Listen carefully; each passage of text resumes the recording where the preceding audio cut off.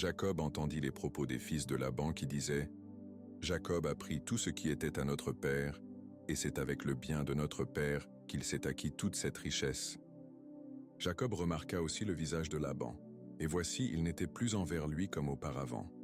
Alors l'Éternel dit à Jacob « Retourne au pays de tes pères et dans ton lieu de naissance, et je serai avec toi. » Jacob fit appeler Rachel et Léa, qui étaient au champ vers son troupeau. Il leur dit « Je vois au visage de votre père qu'il n'est plus envers moi comme auparavant, mais le Dieu de mon père a été avec moi. Vous savez vous-même que j'ai servi votre père de tout mon pouvoir, et votre père s'est joué de moi et a changé 10 fois mon salaire. Mais Dieu ne lui a pas permis de me faire du mal. Quand il disait « Les tachetés seront ton salaire », toutes les brebis faisaient des petites tachetés. Et quand il disait « Les rayés seront ton salaire », toutes les brebis faisaient des petits rayés. Dieu a pris à votre père son troupeau et me l'a donné. Au temps où les brebis entraient en chaleur, je levai les yeux, et je vis en songe que les boucs qui couvrirent les brebis étaient rayés, tachetés et marquetés. Et l'ange de Dieu me dit en songe « Jacob ».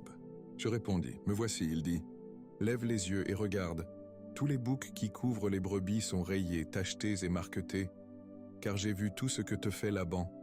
Je suis le Dieu de Béthel, où tu as oint un monument, où tu m'as fait un vœu.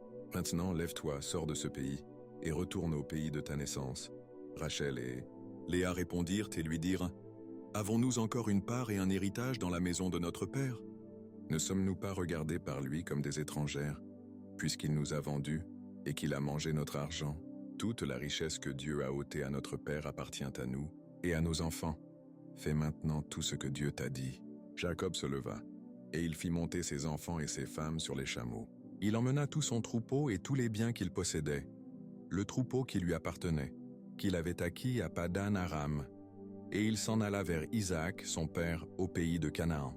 Tandis que Laban était allé tondre ses brebis, Rachel déroba les téraphimes de son père, et Jacob trompa Laban, l'Araméen, en ne l'avertissant pas de sa fuite. Il s'enfuit avec tout ce qui lui appartenait. Il se leva, traversa le fleuve et se dirigea vers la montagne de Galaad. Genèse chapitre 31, versets 1 à 21. Première partie.